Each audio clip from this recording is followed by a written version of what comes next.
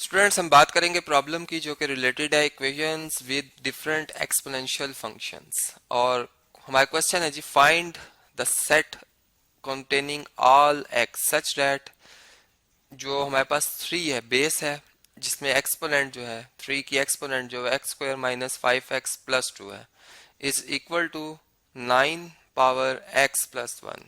ठीक है, अब हमने वो वेरिएबल्स तलाश करने हैं जो इस एक्सपोनेंशियल इक्वेशन को वेरीफाई करेंगे या सेटिस्फाई करेंगे। ठीक है, वही इस सेट के अंदर आ सकते हैं, मतलब सोल्यूशन सेट हमारा बनेगा। तो इसके लिए सबसे पहले हमें क्या करना होगा जी, हमें अपनी जो गिवन जो इक्वेशन है उसको लिखना होगा रिटर्न इन द फॉर्म।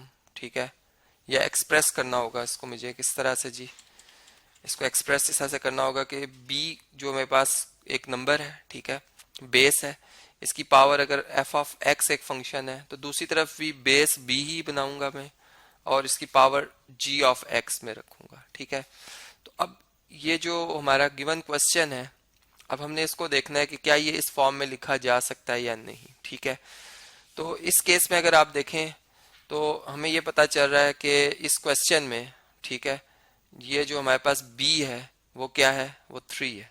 किस तरह से जी, इस लिहाज से कि देखें इस साइड पे अगर 3 लिखा हुआ है, ठीक है, और इसकी एक्सपोनेंट जो है, चले मैं नीट थोड़ा सा लिखता हूँ इसे, एक्स स्क्वायर है माइनस 5x है प्लस 2 है, तो दूसरी तरफ हमारे पास क्या लिखा हुआ है 3।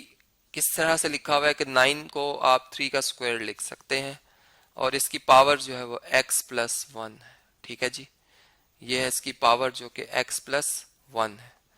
अब इसमें इससे आगे अगर हम देखें तो हमारे पास चले मैं इसको इस तरह से लिख सकता हूँ कि if and only if means के आप कन्वर्सली भी वापस इस स्टेप पे आ सकते हैं।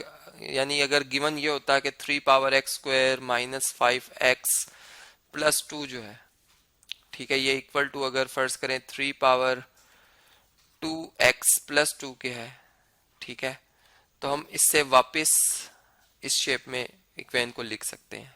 ये होता है जी इफ एंड ओनली इफ का मतलब। ठीक है, अब इसको अगर मजीद सॉल्व किया जाए या इससे अगर मजीद रिजल्ट डिड्यूस किए जाएं ऑन डिडक्शन, तो हम ये कह सकते हैं कि अगर मैं एक्सपोनेंट्स को इक्वेट करूं, ठीक है, ऑन इक्वेटिंग इक्वेटिंग एक्सपोनेंट्स, ठीक है, तो लेफ्ट हैंड साइड पे जो एक्सपोनेंट है और राइट हैंड साइड पे जो एक्सपोनेंट है वो बराबर हो जाएगी। ठीक है, इस तरह से कि x square minus 5x plus 2 ये किसके इक्वल हो जाएगी, ये इक्वल टू हो जाएगी 2x प्लस 2 के। ठीक है, और अगर हम मजीद अगर इसे सॉल्व करते हैं, देखें इन दोनों टर्म्स को उठाकर मैं लेफ्ट से राइट साइड पे, या सॉरी ये कौन सी साइड है जी, राइट से अगर लेफ्ट पे ले आए, ठीक है, तो ये क्या आ जाएगा x square minus 5x plus 2 minus 2x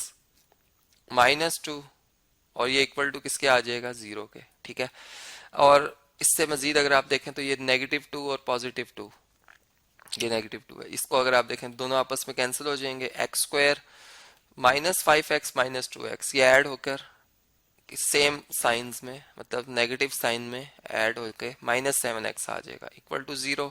ठीक है, और अब हम अगर देखें तो इन दोनों टर्म में से हम कॉमन लिख सकते हैं x को, x कॉमन लिख लें तो एक्स स्क्वायर को आप x से डिवाइड करेंगे x आ जाएगा, जबकि यहाँ पे 7x को आप x से डिवाइड करेंगे 7 आ जाएगा। ठीक है, इक्वल टू 0।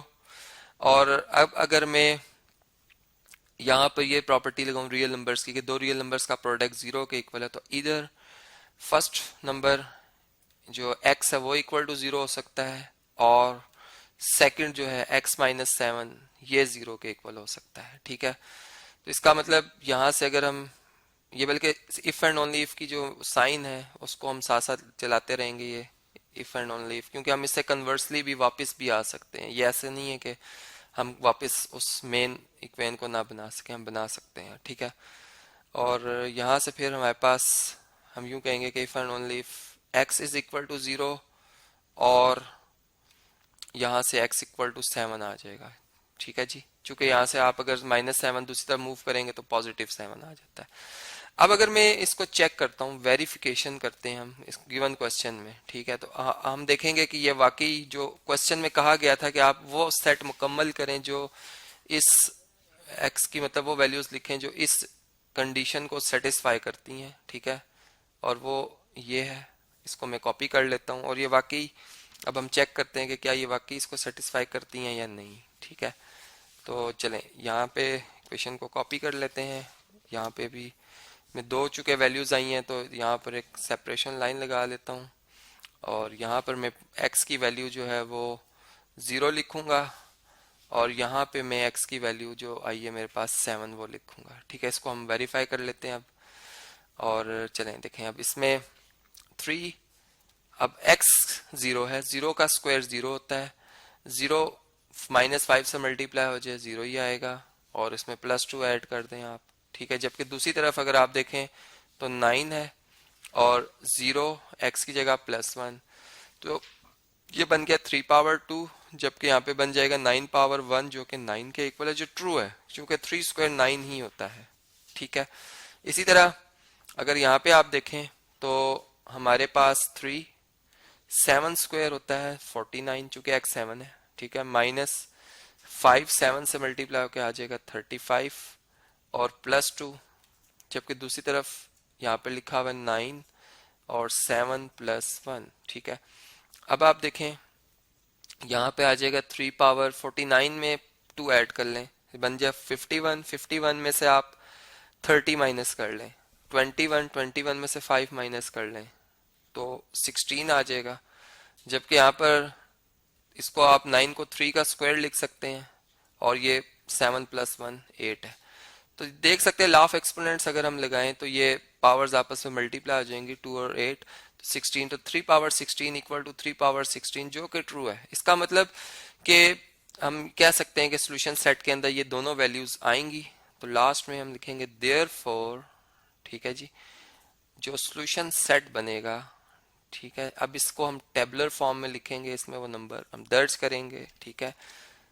और इसमें कौन कौन से नंबर आ रहे हैं, 0 7, ये दोनों इसमें शामिल हैं।